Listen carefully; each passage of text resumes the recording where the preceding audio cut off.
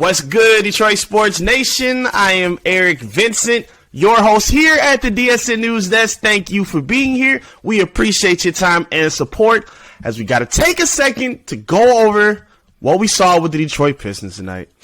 Even in the ugly fashion that it was in, we got to take a second to talk about it. 113-93 finish against the Philadelphia 76ers tonight.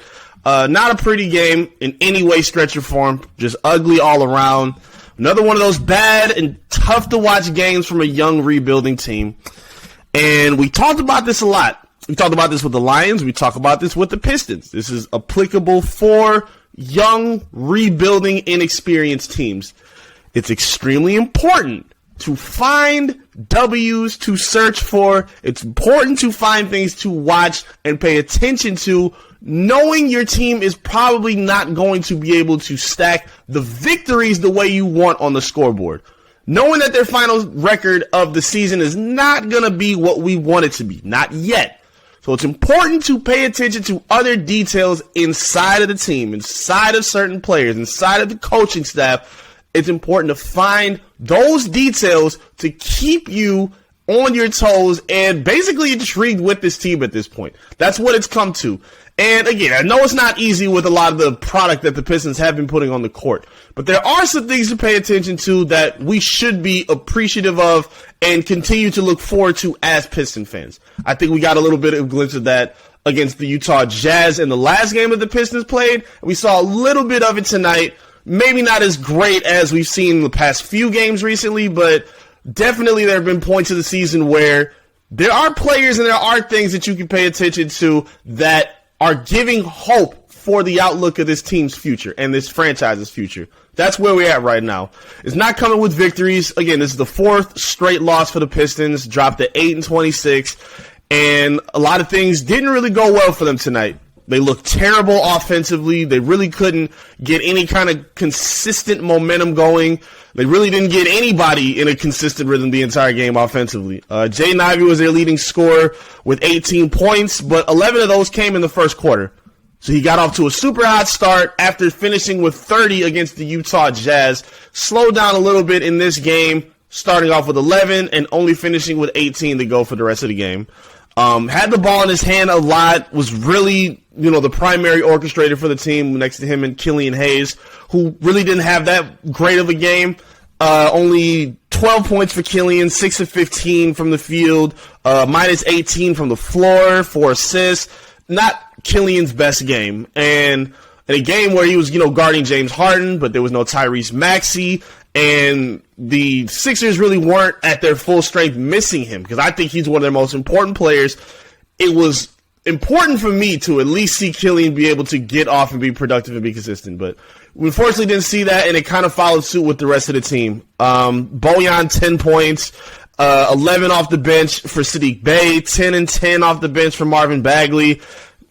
Just an ugly game all around, man. Even defensively as well. I mean, the Pistons got killed in the paint again, surrendered 56 points in the paint to the Sixers, only put up 32 of their own, and really didn't find any kind of continuity to level out the high amount of points that they were allowing by their opponent. Again, didn't even get to 100 points. 6 of 23 from the long line. That's 26%. Shot 39% from the field. Just not a good game by the Detroit Pistons.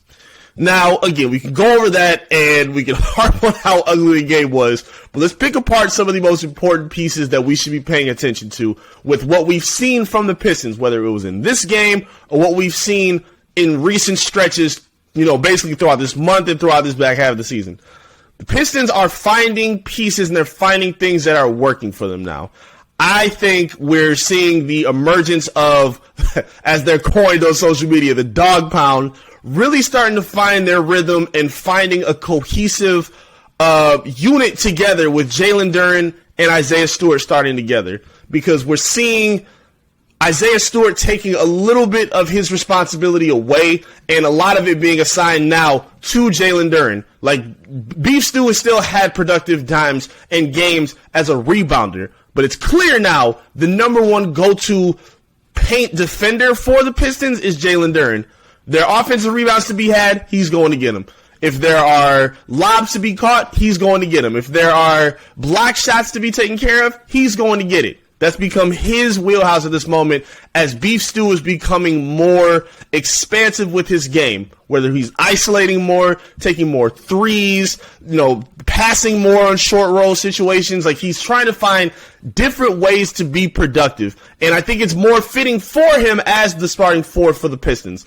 And I think that puts them in the position to let a guy like Jalen Duren thrive, which is exactly what he's been doing. I'm still enjoying my victory lap. Y'all know I'm his biggest fan. You know I've been preaching since before the season started that he has to be the starting center for this team. And I think at this point, it may not be proven yet because you don't have Cade Cunningham in the lineup. But to me, Jalen Duren is establishing himself as the second most important Piston on this roster. Next to Cade Cunningham, he's the second most important Piston on the roster. I feel like a lot of the other more important players on this team have shown that their value can either be duplicated or maybe we don't look as highly of their abilities or value yet as we originally did. Guys like Saddiq Bey, who started off with the potential of being a second or third primary scorer for this team. Now he's coming off the bench trying to find himself. And it's not really getting where we want to be at this point. Jaden Ivey, I think, is extremely important, but I feel like with the good games that we've seen from guys like Alec Burks, the emergence offensively from Killian Hayes, a lot of the playmaking that we see, a lot of the scoring that we see, that has been replicated and duplicated by other players on the team. And obviously, if you had Cade, you would see that at a higher level as well because he's your most important player. But I don't think there's anybody on the Detroit Pistons roster that can collectively do what Jalen Duren has done. There's no other big that collectively brings what he brings to this roster. There's nobody else that rebounds like he does. Nobody else that is able to switch as confidently as he does. I mean, you can maybe argue Beef Stew, but I think Duren's size and athleticism attached to it, not just the grit and the heart that he plays with, I think that the physical tools as well set him apart from the rest of the bigs on his team. You're not getting that from Marvin Bagley. You're not getting it from Stu. Bojan is kind of a 3-4 tweener, so I don't really consider him a legitimate big for this team. But at this rate, it's been proven and shown he is the second most important player on this team. Catching lobs, him expanding his role as a passer, doing a phenomenal job in that. Expanding his game by scoring a lot more. He's touching the ball way more often than he did. I've been talking about this all season. You were going up and down you were watching the Pistons to start the season, watching Jalen Duren coming off the bench, just going up and down the floor, setting screens, not even looking at the ball, not getting an opportunity to catch the ball at the elbow, make short roll passes, make kickouts to shooters on the perimeter, have the ability to work on his post-up game, have the ability to go basically develop his ability in the paint as an offensive threat. He hasn't really had the ability to do that. Now, they are finding unbelievably way more ways and way more opportunities to get him the basketball. I credit that to Killian Hayes. I credit to Jaden Ivey. I think those two have done a really good job of help keeping him established as a focal point of their offense, which they need. I think when they're at their best is when they're getting him involved. When they're playing downhill, getting him lobs, getting those monster dunks that set LCA on fire. Those are the plays that this team needs right now. And when you have young guards like Killian Hayes and Jaden Ivey, you want to be able to set them up with the easiest passes possible, with the easiest playmaking opportunity possible. How can you do that? With shooters, which they have Bojan and some other inconsistent shooters. But outside of that, the most reliable target they have to throw to is Jalen Duren, a guy who dunks everything, a man among boys, even being the youngest player in the NBA. He goes viciously at the rim every chance he gets. And when you have two good passers, even though we didn't really see a whole lot of that tonight, I mean, the Pistons had 22 total turnovers to 15 assists. That's never going to get the job done. But we know what they're capable of. We've seen them be good playmakers, and they need to keep Jalen Duren as a part of that focal point plan moving forward. I also want to get across the fact that I I think people to an extent are taking Jaden Ivey for granted. I feel like because people have seen the flash of Benedict Mathurin, the dominance of Paolo Banchero, I think with the two-way ability that's starting to step out for Jabari Smith Jr., people, I think, are taking Jaden Ivey's production as a rookie this far, and they're kind of underrating it at this point. He came into this game averaging 15.5 points, 4 rebounds, 4 assists. His game is expanding better. He's shooting mid-range jumpers better. He's getting a lot more consistent, I think, with his drives. His playmaking is getting better. Still needs to work on his defense and being in the right position rotation-wise. And playmaking-wise needs to become a little bit more consistent as well. He still finds himself in no man's land where he's driving and will do the Russell Westbrook where he jumps in the air and is looking for somebody and he throws it out of bounds. He's got to cut back on that. But I'm not going to freak out about it because he's a rookie. But from what I've seen on social media, a lot of conversation I've seen online, a lot of people are questioning and doubting what he's done so far. Well, I think he's been one of the 5 best rookies in the league. And you could argue 3 at this point because Jabari wasn't all that hot. Paolo's been fantastic. Benedict Mathurin's been really good.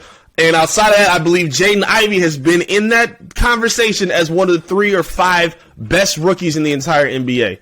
Again, it's going to be some moments where he looks a little, off, and it's going to have some games where he doesn't look his best.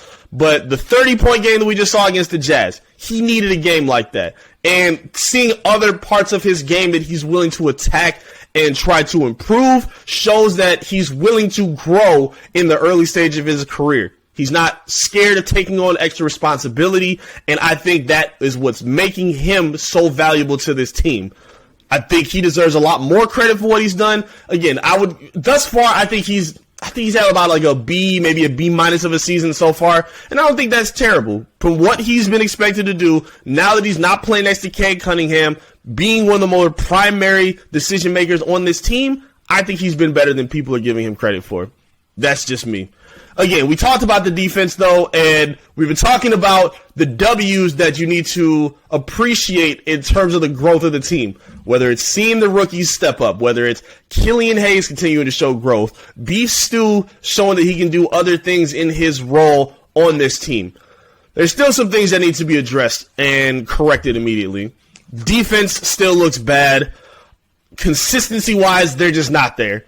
Pistons are just really struggling. It feels like when Jalen Duren and Beef Stew go to the bench, it seems like this team forgets how to rebound. It seems like they forget how to secure defensive rebounds. They allow so many tip-ups and so many extra shot opportunities, and it seems to just keep them in a funk, and it keeps them in an ability to not be able to play to their strengths, which is in transition, using their size, using their athleticism. They don't have the ability to do that when you're allowing offensive rebounds constantly. When you can't rebound on the defensive end, you can't play quick with Jaden Ivey. You can't throw lobs to Jalen Duren. You can't throw lobs to Marvin Bagley. You can't have Killian's playmaking on display. Their defense really needs to get together at some point, man. It's really hard to watch them defensively at times. They really need to get that together. And I'm hanging a lot of that on Dwayne Casey. We talked about that earlier in the season. The defense is supposed to be his calling card. And there have been games, there have been performances and times where the Pistons are making good efforts in getting back on defense and blocking out and, communicating, making sure that they're not leaving their guy behind on a play where they're supposed to rotate and, cover, lose an extra man around the perimeter. They're supposed to be able to have that stamped down if defense is supposed to be Dwayne Casey's calling card. And we don't see that enough. We have not seen that enough with him. And another thing that bothers me about him is, we didn't see it tonight because the Pistons got blown out. But a lot of times in the third and fourth quarter, especially in the fourth, the Pistons get in these modes where they just completely forget how to be organized offensively. They stop playing pick and roll basketball in the fourth quarter. When it's time to set up plays and put their players in the right position to close out games, get buckets they need, and find advantageous positions to take advantage of their oppositions, they're not doing that. They play one-on-one basketball, hero ball, and it looks sloppy and disgusting. I I love Bojan Bogdanovic and what he's done for the season, but him playing ISO basketball with the last 2-3 minutes, I get sick of. And I don't even care when he's hitting the shots. It still bothers me. You need more cohesiveness within this team. The NBA has become a point where everybody just plays one-on-one in positionless basketball where everybody just does what they want to do.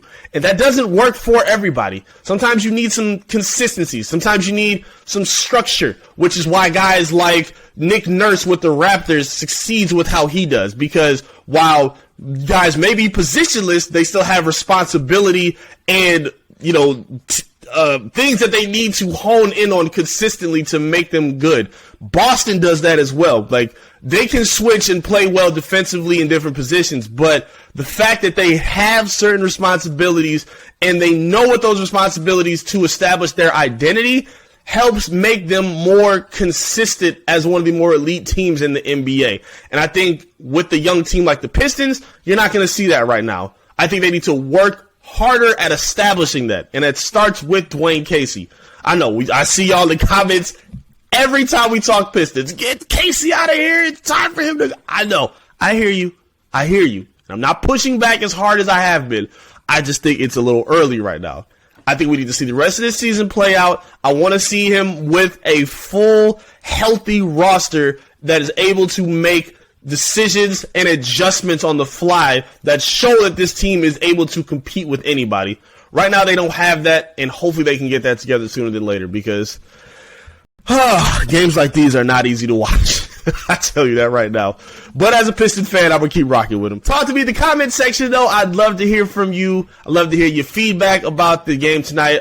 We get 113-93 loss against the Sixers tonight. What stood out to you? What stood out to you most and least? What do you want to see moving forward from the Detroit Pistons team? Talk to me in the comment section. I'd love to hear from you. Make sure you like the video as well and subscribe to the channel as we ramp up on our way to 6,000 subscribers on the YouTube page. If you're new to the channel, subscribe to the channel. Help us get that milestone popping as soon as possible. Make sure you're following us on social media as well. Facebook, Twitter, Instagram, TikTok. All of the above. Search and follow Detroit Sports Nation and tap in with yours truly at I am Eric Vincent so I can stay locked in with you. Thank you so much for tuning in and being here with me. I appreciate your time and support. I'll be back again to wrap with you with another update right here from the DSN News Desk. Peace.